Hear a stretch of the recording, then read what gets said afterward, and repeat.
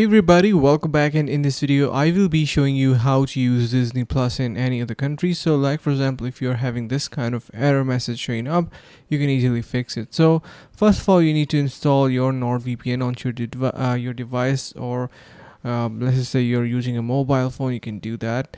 And then once you have it installed, you can see it is available for pretty much every device. You have it for Windows, Mac, Android, and pretty much all the browsers. You can head over to the link in the description below to get 70% off onto its subscriptions. And once you connect it, you can also use their extension, and from here you can directly connect to any region.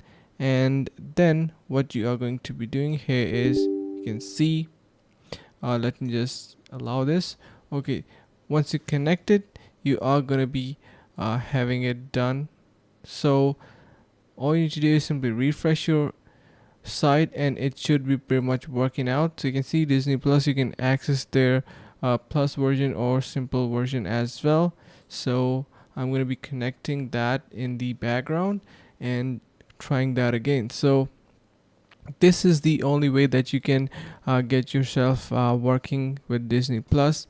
And let me just allow it.